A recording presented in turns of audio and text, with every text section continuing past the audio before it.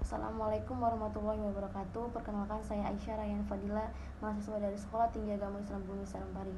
Saya dari Prodi Pendidikan Agama Islam semester 7. Di sini saya akan menjelaskan mengenai perubahan pola pemukiman serta perbandingan antara pedesaan dan perkotaan. Perubahan pola pemukiman merujuk pada transformasi dalam tata letak dan distribusi pemukiman manusia di suatu wilayah.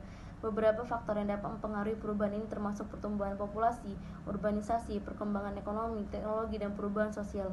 Perubahan pola pemukiman antara pedesaan dan perkotaan mencerminkan perbedaan dalam struktur sosial, ekonomi, dan kebutuhan hidup masyarakat. Berikut perbandingan antara keduanya. Yang pertama itu pedesaan. 1. Penyebaran penduduk. Di desa cenderung memiliki pemukiman yang tersebar dengan rumah-rumah terletak di area luas dan terkadang jarak antara rumah cukup besar.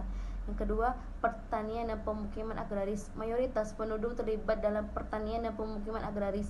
Rumah-rumah seringkali terletak dekat dengan lahan dari pertaniannya. Yang ketiga, ketergantungan pada alam. Kehidupan sehari-hari yang terkait dengan alam dan pemukiman sering ditemukan di sekitar sumber daya alam seperti sungai atau lahan pertanian. Yang keempat, keterbatasan akses dan infrastruktur. Infrastruktur seperti jalan raya, listrik, dan air bersih mungkin kurang berkembang dibandingkan perkotaan, dan akses ke layanan kesehatan atau pendidikan mungkin lebih terbatas. Selanjutnya itu perkotaan. Yang pertama, kepadatan penduduk. Pemukiman lebih padat dengan rumah-rumah dan bangunan komersial yang ditempatkan dalam area yang lebih kecil. Yang kedua, fungsionalitas ruang. Pembagian ruang lebih bersifat fungsional dengan kawasan residensial, komersial, dan industri yang terpisah. Yang ketiga, keragaman fungsional dan sosial. Perkotaan menawarkan beragam fungsi termasuk pusat bisnis, pusat perbelanjaan, dan tempat hiburan. Ada keragaman sosial dan budaya karena interaksi yang intens antara berbagai kelompok. Yang keempat, infrastruktur yang lebih maju biasanya memiliki akses yang lebih baik ke infrastruktur seperti jalan raya, transportasi umum, listrik, dan air bersih. Layanan kesehatan dan pendidikan juga cenderung lebih mudah diakses. Yang kelima, gaya hidup yang berbeda.